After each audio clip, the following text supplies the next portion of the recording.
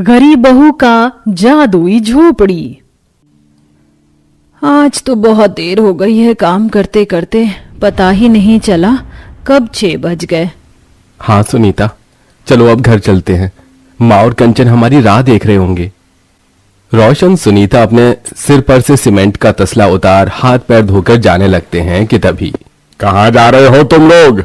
मालिक 6 बज गए हैं, इसलिए हम घर जा रहे हैं। अभी तक कोई मजदूर उठा है अपने काम पर से जो तुम लोग जा रहे हो? चुपचाप से काम करो। लेकिन मालिक, हमारा तो काम करने का समय सिर्फ 6 बजे तक ही है। तुम लोग मजदूर हो, कोई बड़ी कंपनी में काम करने वाली कर्मचारी नहीं हो जो 6 बजते ही घर चल दिए, समझे? जोगिंदर की बात सुन बेचारी सुनीता और रोशन मजदूरों के साथ काम पर लग जाते हैं और देर रात 9 बजे तक काम करके अपने घर लौटते हैं। माँ, बाबा, आप आ गए? मैं कब से आप दोनों का इंतजार कर रही थी। पता है, दादी माँ की दवाइयाँ भी खत्म हो गई हैं। सुनिए जी, माँ जी की दवाई खत्म हुए 1 हफ्ता हो गया है। आप सरकारी दवाई खाने से माँ जी की दवाई ले आइए। सुनीता, तुम तो जानती हो कि वहां की दवाइयां कितनी बेकार होती हैं। भगवान ने तो मुझे इतना काबिल भी नहीं बनाया कि मैं अपनी माँ का ठीक से इलाज करवा सकूं। आप फिक्र मत करिए, एक दिन देखना माँ जी जरूर ठीक होंगी। इतना कहकर सुनीता रोटी बनाने के लिए जैसे ही आटा छानने लगती है। ये क्या? ये तो बस 1 रोटी का ही आटा है। 1 रोटी का आटा देख सुनीता काफी परेशान होती है, जिसके चलते बेचारी को अब आटे के साथ इसका भूसा मिलाकर रोटी बनानी पड़ती है। ये क्या माँ, आज भी घिए की सब्जी? 2 दिन से हम लोग सिर्फ घिया ही खा रहे हैं। बिटिया, तू तो घर के हालात जानती है ना, हमें एक एक सब्जी 3-3 दिन रखकर खानी पड़ती है। आपको पता है, मेरी उम्र की सभी लड़कियां स्कूल जाती हैं, स्कूल की वर्दी पहनती हैं और बहुत सारी पढ़ाई भी करती हैं। मैं भी उनकी तरह पढ़ाई करना चाहती हूँ।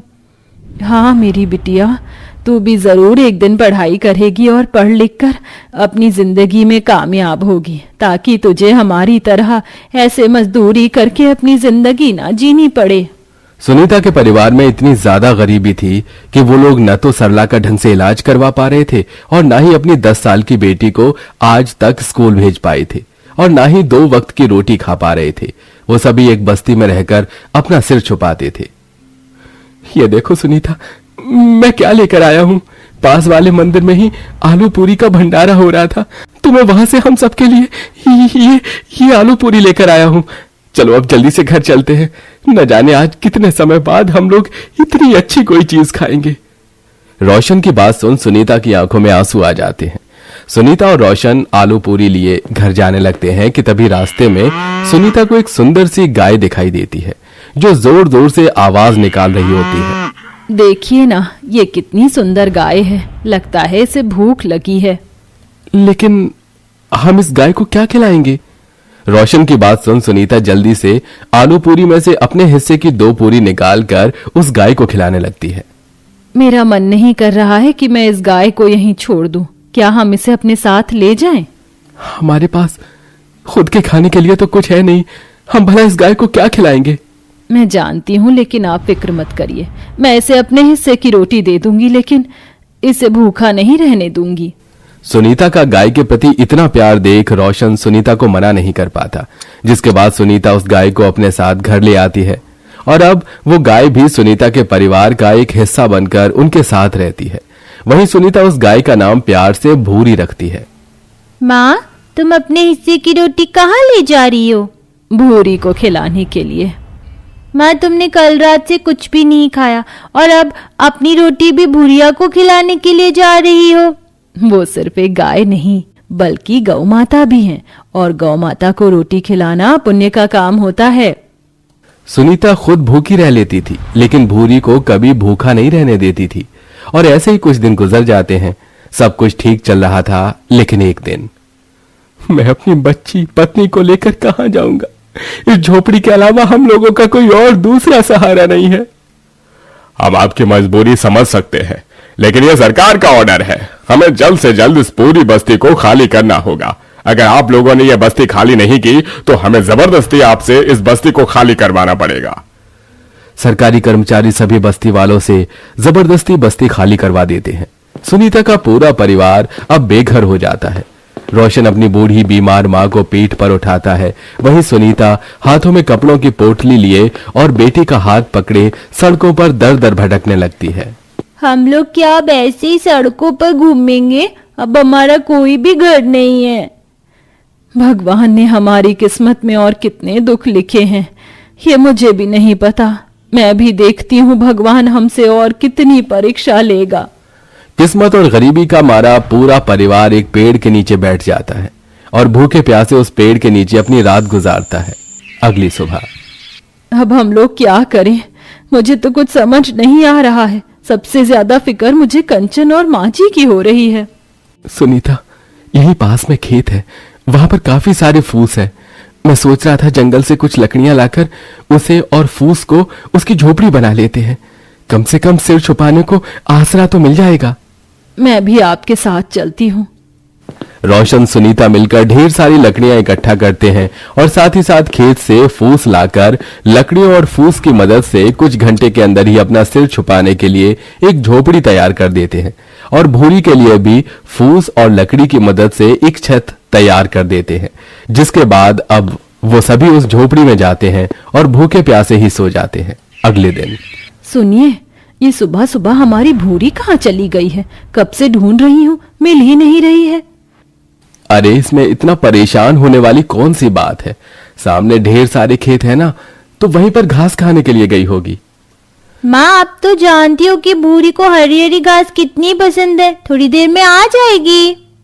कंचन और रोशन की बात सुन सुनीता थोड़ी शांत होती है। माँ, बहुत भूख लगी है। 2 दिन हो गए हैं कुछ खाए हुए। अब तो भूख के मारे पेट में भी दर्द शुरू हो गया है। दर्द तो अब हम सबके पेट में है, लेकिन क्या करें? मालिक समय से पहले पैसे देंगे नहीं और हमारे पास भी कुछ खाने के लिए सामान नहीं बचा है।